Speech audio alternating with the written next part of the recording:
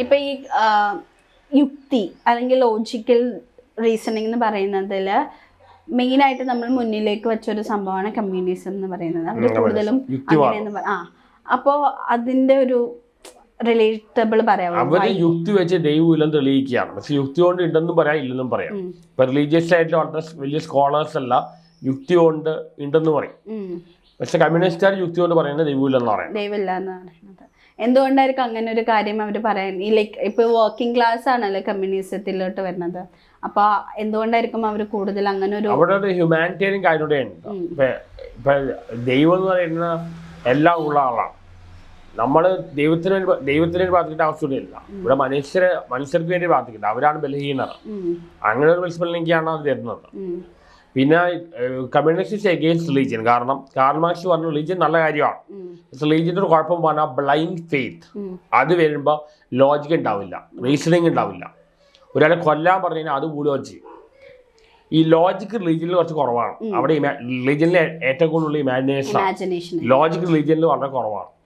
ഈ തിയറീസ് പറയുന്നവർ അല്ലെങ്കിൽ ഒരു ഫോർടെല്ലിംഗ് പറയുന്നവരൊക്കെ കൂടുതൽ ഇമാജിനേഷൻ വെച്ചിട്ടാണ് ഓരോ ഈ തിയറീസ് പറയുന്ന അവരൊക്കെ അല്ലെങ്കിൽ എന്തായാലും സ്റ്റാർട്ട് ചെയ്യുന്ന സ്പെക്കുലേഷൻ ആണ്. സ്പെക്കുലേഷൻ ആണ് ഇമാജിനേഷൻ ഇൻഡ്യൂഷൻ ആണ്. അതല്ല, ഞാൻ ഇപ്പൊ ഒരു തിയറി പറഞ്ഞു. ഇപ്പൊ എക്സാമ്പിൾ പറയുകയാണെങ്കിൽ നമ്മുടെ ഗ്ലോബൽ വില്ലേജ് എന്ന് പറഞ്ഞിട്ടുള്ള തിയറി ആ സമയത്ത് ഒരിക്കലും പ്രാക്ടിക്കലായിട്ട് ചിന്തിക്കാൻ പോലും പറ്റാത്ത ഒരു സംഭവം പിന്നീട് നമ്മുടെ ഭാവിയിൽ സംഭവിക്കുന്നു പറഞ്ഞൊരു സംഭവം.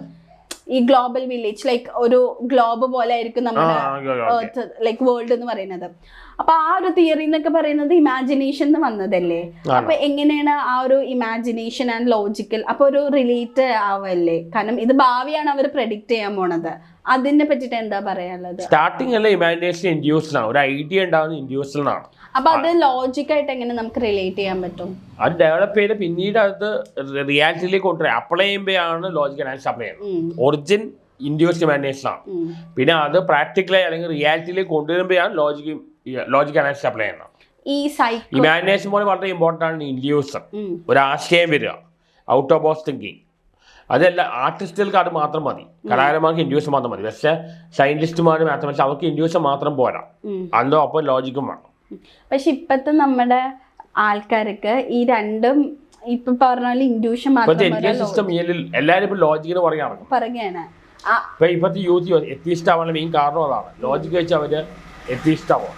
ആ ഒരു റീസണിങ് ലൈക്ക് ലോജിക് എന്ന് പറയുന്ന റീസണിങ്ങിന് ഇമ്പോർട്ടൻസ് കൊടുക്കുന്നതുകൊണ്ട് പലപ്പോഴും ഇമാജിനേഷൻ ക്രിയേറ്റിവിറ്റി കുറഞ്ഞു വരുന്നു. അതുകൊണ്ട് നമ്മുടെ എഡ്യൂക്കേഷൻ സിസ്റ്റത്തിലാണ് വെർട്ടിക്കൽ തിങ്കിങ്, ലാറ്ററൽ തിങ്കിങ് എന്ന് പറയും. ഡി ബോണോ ഒരാൾ പറഞ്ഞാണ് വെർട്ടിക്കൽ തിങ്കിങ് നമ്മുടെ എഡ്യൂക്കേഷനിലുള്ള ഇങ്ങനെ സീക്വൻഷ്യലായിട്ട് ഇങ്ങനെ സ്റ്റെപ്പ് ബൈ സ്റ്റെപ്പ് പോകാൻ ലോജിക്കാണ്. അത് വളരെ റിജിഡാണ്. ഐൻസ്റ്റൈൻ വേണ്ട rigid path, A to B വേണം റിജിഡ് പാത്ത്. ഇമാജിനേഷൻ നമുക്ക് എങ്ങനെ വേണമെങ്കിൽ പോവാം. ഫ്രീഡം വരുന്ന ഇമാജിനേഷനിലാണ്. അപ്പോൾ അത് നമ്മുടെ ഇപ്പോൾ എല്ലാ പിള്ളേരും സ്റ്റെമ്മിന് പറയാൻ സയൻസ്, ടെക്നോളജി, എഞ്ചിനീയറിംഗ്, മാത്സ്. ക്രിയേറ്റിവിറ്റിക്ക് ഒരു ഇമ്പോർട്ടൻസ് കൊടുക്കുന്നില്ല. അതുകൊണ്ടാണ് പുതിയതായിട്ടൊന്നും ഉണ്ടാവുന്നില്ല. ഇപ്പൊ ഫിസിക്സിൽ തന്നെ ക്വാണ്ടം മെക്കാനിക്സ് റിലേറ്റഡ് 1920 ഉണ്ടായിട്ട് ഇപ്പൊ 100 വർഷമായിട്ട് കണ്ടുപിടുത്തലുണ്ടായിട്ടുണ്ട്. പക്ഷെ റെവല്യൂഷൻ കണ്ടുപിടുത്തലുണ്ടായിട്ടില്ല. ഇപ്പൊ ആൽബർട്ട് ഐൻസ്റ്റൈൻ ഏറ്റവും കൂടുതൽ ഇമോഷൻ കൊടുത്തത് ഇമാജിനേഷനാണ്. ഇമാജിനേഷൻ ഇമോഷൻ കൊടുത്താൽ അയാൾ പറഞ്ഞിട്ടുള്ളത് നിങ്ങൾക്ക് ലോജിക്ക് വെച്ച് നിങ്ങൾക്ക് പുതിയ സാധനം ഉണ്ടാക്കാൻ പറ്റില്ല. ഓൾറെഡി എക്സിസ്റ്റിംഗ് കാര്യം ലോജിക്ക് അപ്ലൈ ചെയ്യാൻ പറ്റുള്ളൂ. പുതിയതായിട്ട് ഉണ്ടാക്കണമെങ്കിൽ ക്രിയേറ്റിവിറ്റി വേണമെങ്കിൽ ഇൻഡ്യൂസ് ഇമാജിനേഷൻ വേണം. നമ്മുടെ എഡ്യൂക്കേഷൻ സിസ്റ്റം അത് എൻകറേജ് ചെയ്യുന്നില്ല.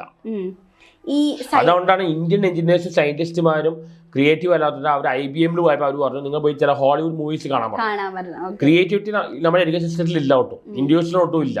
ഇപ്പം ഞാൻ തന്നെ ഫിലോസഫി പഠിക്കുമ്പോൾ ഈ 300 ക്ലാസ് കൂടി ഫിലോസഫി ഇപ്പോഴും പറഞ്ഞുകൊണ്ടിരിക്കുന്നത്. സോക്രട്ടീസിന്റെ നീഷെ പുതിയതായിട്ടൊന്നും ഉണ്ടാവണില്ല. പുതിയതായിട്ട് ഏത് ഫീൽഡിൽ ഉണ്ടാവണമെങ്കിലും ക്രിയേറ്റിവിറ്റി ഈ ഇൻഡ്യൂഷൻ ഇമാജിനേഷൻ വേണം. പിന്നെ ലോജിക് വേണം കുറെ ഡിസിപ്ലിൻഡ് ആണ്. സീക്വൻസ് ഡിസിപ്ലിൻ കൊണ്ട് ഡെവലപ്പ് ചെയ്യാം. പക്ഷേ ഇൻഡ്യൂസ് ഇമാജിനേഷൻ ഐഡിയലൈസ് തന്നെ വേണം.